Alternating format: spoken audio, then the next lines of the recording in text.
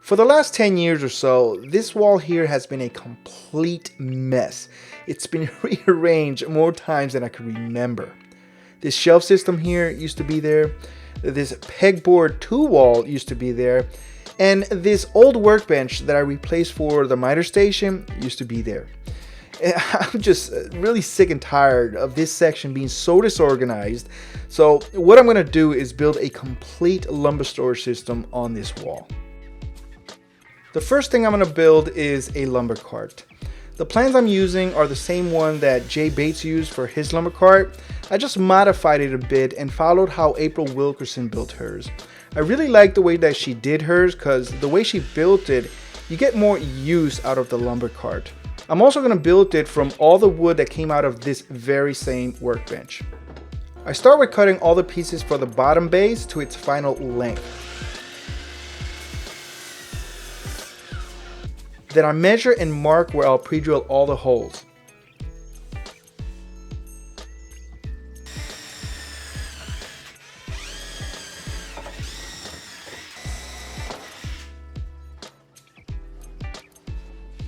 To make it easier for me to assemble the base, I'm using my Polk hybrid bench with this miter station.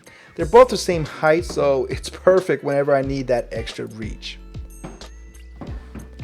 Now I start by assembling the base.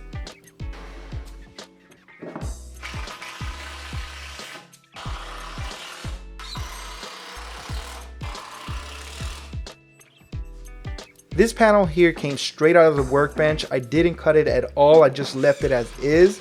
I just measured and built a frame around it. Now I'm going to take the leftover panels and make the dividers. I simply cut it to width on the table saw, and then I bring it over to the miter station and cut it to length.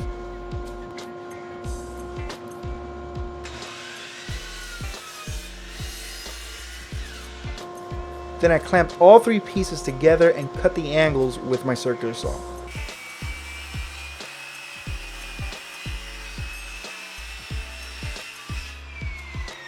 Here I'm marking the notches I need to cut out for the center dividers, and I use my jigsaw for this.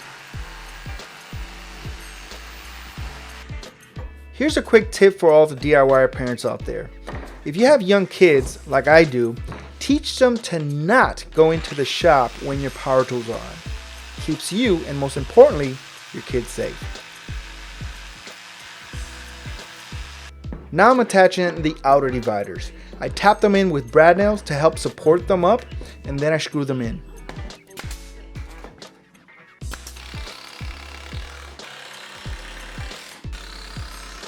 I'm flipping the cart over to make it easier to install the wheels.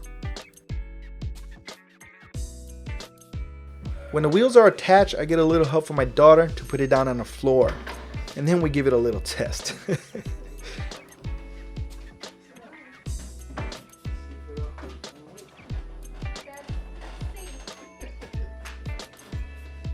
Now it's time to install the supports for the front and back of the cart.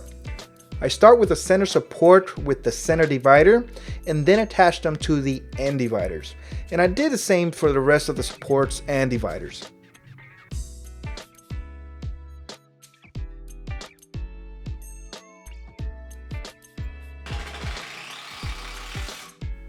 And that's it for this one. All that's left to do is to fill it with sheet goods.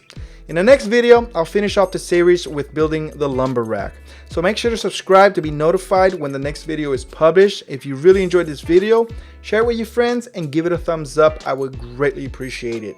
And comment down below and tell me what you think of this video, the project, and if you have any questions, I'll be here to answer them.